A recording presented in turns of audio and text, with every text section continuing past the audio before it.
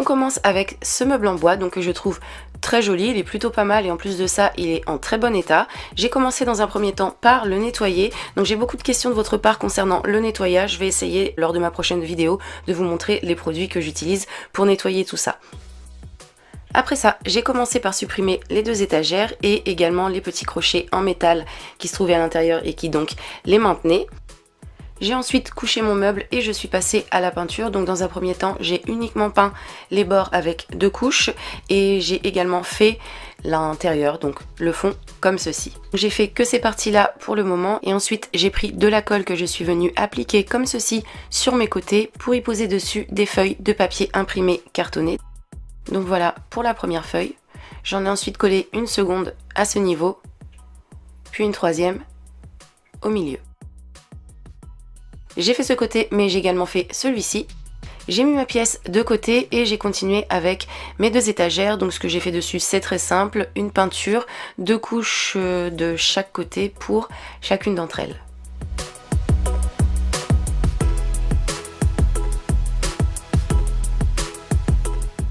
Une fois sèches, je suis venue les faire glisser entre chacune de mes feuilles de papier, comme ceci. J'ai posé la première et ensuite j'ai posé la seconde. Et pour être sûre qu'elle ne bouge pas, je suis venue fixer tout ça avec des petites pointes sans tête. J'ai pu ensuite continuer ma peinture, donc encore une fois 2 couches de chaque côté, comme ceci. Arrivé de ce côté qui en fait était le bas de mon meuble, je mesure. Je reporte cette mesure sur des petites baguettes de bois que je découpe et que je pointe à ce niveau. J'en pose 7 en tout.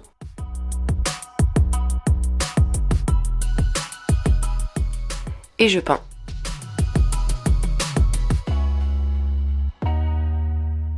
Voici ce que j'obtiens. Ces baguettes m'ont permis de camoufler le bas du meuble qui est maintenant un côté. Je continue avec des pieds métalliques que j'ai trouvé chez Brico Dépôt pour 2 € l'unité, donc ça reste très correct, surtout qu'ils sont de bonne qualité et qu'ils sont quand même assez hauts.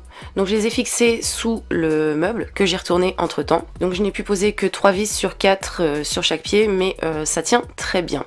Après ça, j'ai fini en peaufinant avec ma peinture. Comme vous pouvez le voir, à ce niveau là ce n'était pas fait et du coup même si de base ça ne va pas se voir, c'est pas très joli et c'est mieux que ce soit fait. Voici ce que ça donne une fois que c'est fait. Il ne reste plus qu'à mettre le meuble dans le bon sens et j'ai réalisé là très rapidement et très facilement un bac à BD, c'est en tout cas ce à quoi il va servir. Donc là il était encore chez moi, j'ai mis quelques babioles dedans histoire d'avoir un petit aperçu du résultat et de vous montrer le tout également par la même occasion. Moi de mon côté je trouve ça très sympa, vous de votre côté n'hésitez pas comme d'habitude à me laisser votre avis en commentaire.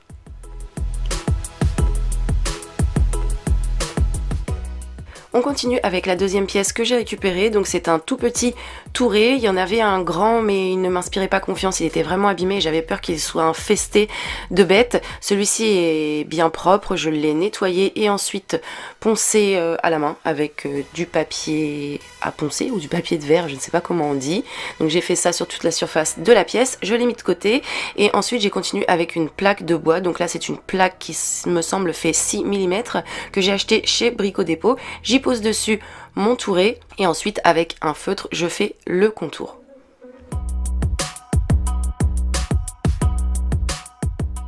Je le retire et ensuite je passe à la découpe, donc j'ai fait ça à la main avec une petite scie afin d'obtenir ceci. J'ai légèrement poncé les bords, j'ai posé le touret dessus, j'ai placé ça correctement au centre et j'ai fixé avec des vis.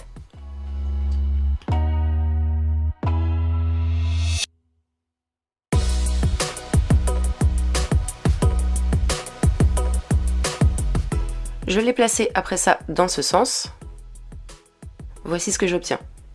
Je continue avec des morceaux de bois, donc ça c'est des 5 cm sur 80 cm de haut que je viens poser comme ceci sans fixer dans un premier temps sur mon touret. Avec un feutre, je viens marquer au niveau de mes planches arrondies comme vous pouvez le voir. Donc je marque avec des points et j'y pose dessus des vis, donc j'enfonce légèrement mais pas complètement. Une fois que c'est fait, je viens fixer sur mon touret.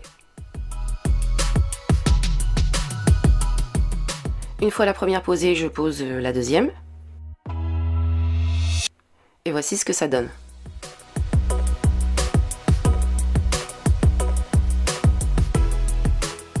J'en ai ensuite posé deux autres, mais cette fois-ci, comme vous pouvez le voir sur l'image, elles sont légèrement plus courtes. Je les ai raccourcies, il me semble, de 3 cm avant de les poser. Après ça, j'en ai encore posé 4, comme vous pouvez le voir sur l'image. Elles aussi, je les ai raccourcies à chaque fois, et donc en tout, j'en ai 8. Maintenant que c'est fait, j'ai quelques petits défauts derrière dus au trou de mes vis. Ce que je fais, c'est que je rebouche avec de l'enduit spécial bois que je laisse sécher. J'en ai également posé à l'avant pour fixer un petit peu ma planche et la planche d'origine de mon touret. Une fois de plus, j'ai laissé sécher et j'ai poncé. Donc j'ai commencé à la main, mais je suis vite allée chercher la ponceuse électrique pour que ce soit plus rapide et plus propre. Et donc une fois que ça a été poncé, je suis passée à la peinture. J'ai réalisé 2 couches d'une peinture spéciale extérieure et donc j'ai réalisé très rapidement et très facilement un petit tabouret de jardin que je trouve très mignon.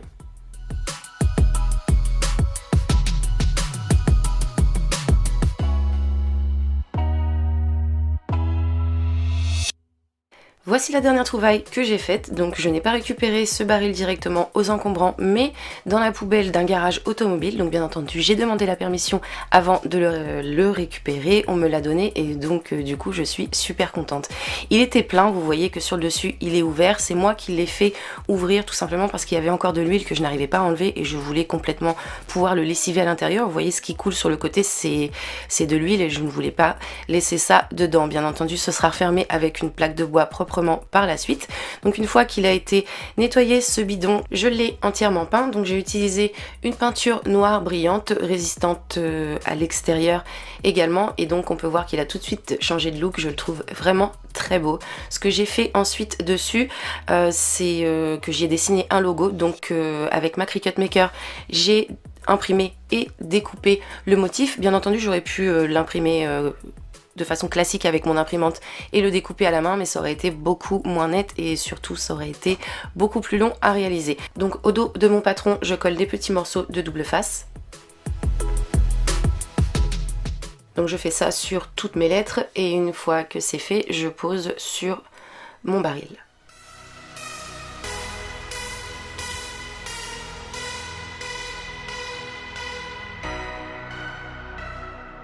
Voici ce que ça donne une fois mon patron complètement posé. Ce que je fais ensuite, c'est que je prends un feutre. Donc là, j'ai utilisé un feutre de chez Edding. Donc c'est absolument pas un placement de produit, c'est juste pour vous dire que c'est pratique dans ce genre de choses. C'est un feutre peinture qui marque correctement mais pas trop, comme vous pouvez le voir. Et donc ça me permet de faire le tour de mon logo et ensuite de passer à la peinture.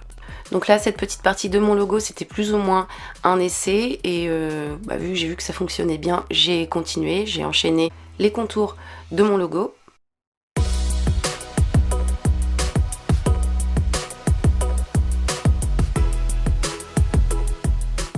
Et après ça, ma peinture.